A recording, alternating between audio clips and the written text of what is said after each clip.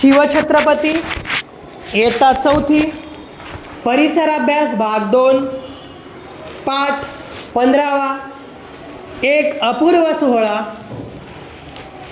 राज्याभिषेक का केला।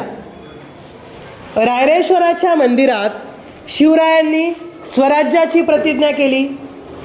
स्वराज्य स्थापनेच्या कार्यात त्यांच्यावर कितीतरी संकटे आली, पण त्यातून शिवराय मोठ्या शौर्याने आणि चातुर्याने पार पडले। बाजीप्रभू, मुरारबाजी, तानाजी इत्यादींनी स्वराज्यासाठी लढता लढता आपले प्राण वेचले। शेवटी स्वराज्य उभे राहिले, शत्रूवर वचक बसला। या स्वराज्याला सर्व राजे रजवाड्यांनी मान्यता द्यावी म्हणून शिवरायांनी राज्याभिषेकाची योजना आखली। शेकडो वर्षानंतर सर्व धर्मांना समानतेने वागवणारा, प्रजेला न्याय व सुख देणारा राजा महाराष्ट्रात निर्माण झाला आहे। स्वराज्य निर्माण झाले आहे हे जगाला कळायला हवे म्हणून शिवरायांनी राज्याभिषेक करून घेण्याचे ठरवले। हे त्यांनी स्वतःच्या सुखासाठी किंवा वैभवासाठी केले नाही, तर हे केले स्वराज्य भक्कम करण्यासाठी। स्वराज्याची राजधानी। शिवरायांनी राजधानीसाठी रायगडाची निवड केली। रायगड हा मजबूत किल्ला होता।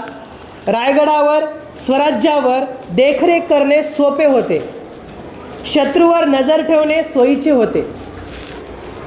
चिपळूणला जाऊन शिवरायांनी आपल्या सैन्याची पाहणी केली।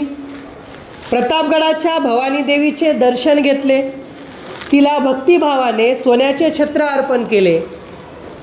समारंभाची तयारी। नंतर शिवरायांनी सोन्याचे सिंहासन तयार करून घेतले, त्याला मौल्यवान रत्ने जडवली, त्यावर शुभ्र छत्र बसवले। राजे रजवाडे, विद्वान ब्राह्मण व हाताखालचे सरदार, कामदार यांना आमंत्रणे गेली। राज्याभिषेकाचे पौरोहित्य करण्यासाठी काशीहून गागाभट्ट आले। गागाभट्टांचे घराणे मूळ पैठणचे, पण काशीमध्ये स्थायिक झालेले ते थोर पंडित होते। काशी क्षेत्रात त्यांना मोठा मान होता, सर्वत्र त्यांची कीर्ती पसरली होती। शिवरायांनी राज्याभिषेकाची तयारी यथासांग केली। सप्तगंगा आणि समुद्र यांचे जल आणण्यासाठी माणसे गेली। रायगडावर सुमारे 50,000 माणसे जमली। त्यांच्यासाठी जिकडे तिकडे तंबू, डेरे, राहुट्या यांची गर्दी झाली। राज्याभिषेकाचा सोहळा। राज्याभिषेकाचा दिवस उजाडला। महामंगल दिवस होता तो। वाद्य वाजू लागली, गवई गाऊ लागले, सगळीकडे आनंदी आनंद झाला। शिवराय सोन्याच्या चौरंगावर बसले, त्यांच्यावर छत्र चामरे धरण्यात आली। तूप, दही, मध यांचे कलश पुरोहितांच्या हातात होते।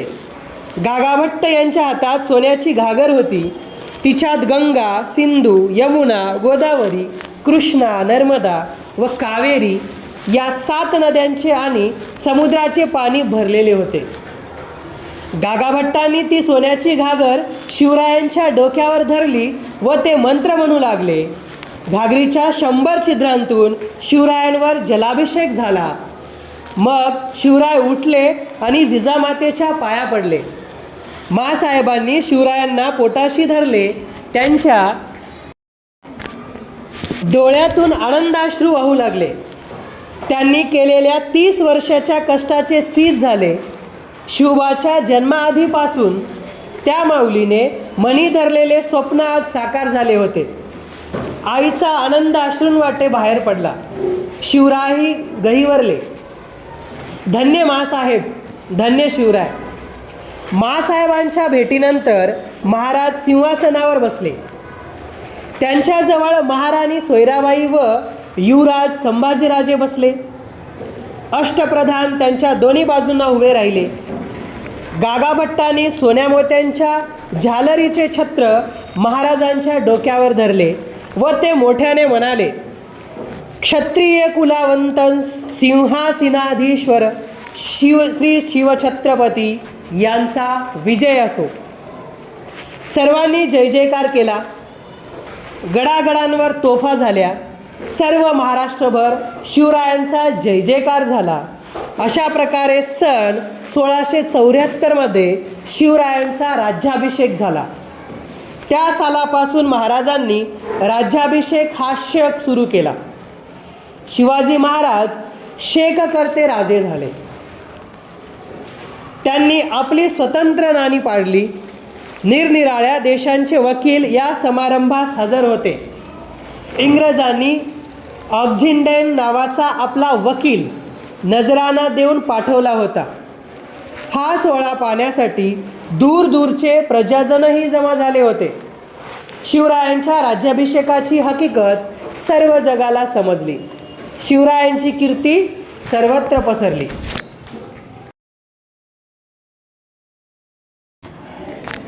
शिवछत्रपती इयत्ता 4थी परिसराभ्यास भाग 2 पाठ 15वा एक अपूर्व सोहळा या पाठाचे संपूर्ण स्वाध्याय आपण पाहणार आहोत.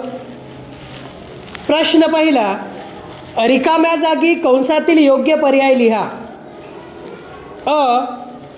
शिवरायांनी राजधानीसाठी टिंबटिंब निवड केली. पर्याय आहेत सिंहगडाची, रायगडाची, पन्हाळगडाची. उत्तर आहे रायगडाची. शिवरायांचा राज्याभिषेक सन टिंबटिंबमध्ये झाला. पर्याय 1674, 1675, 1647. उत्तर आहे 1674. प्रश्न दुसरा, प्रत्येकी एका वाक्यात उत्तरे लिहा. सोन्याच्या घागरीत कोणकोणत्या नद्यांचे पाणी भरलेले होते?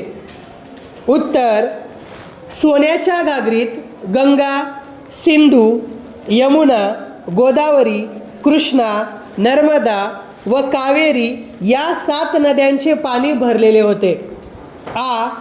शिवरायांनी राज्याभिषेकापासून कोणता शेक सुरू केला? उत्तर, शिवरायांनी राज्याभिषेकापासून राज्याभिषेक शेक सुरू केला. प्रश्न तिसरा, 2-3 वाक्यात उत्तरे लिहा. शिवरायांनी राज्याभिषेक करून घेण्याचे का ठरवले? उत्तर, मराठ्यांच्या स्वराज्याला सर्व राजेरजवाड्यांनी मान्यता द्यावी.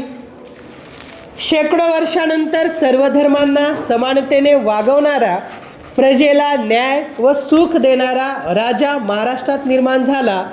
हे स्वराज्य निर्माण झाले हे जगाला कळावे आणि हे स्वराज्य भक्कम करावे या हेतूंनी शिवरायांनी राज्याभिषेक करून घेण्याचे ठरवले. शिवरायांनी राजधानीसाठी रायगडाची निवड का केली? उत्तर, रायगड हा मजबूत किल्ला होता.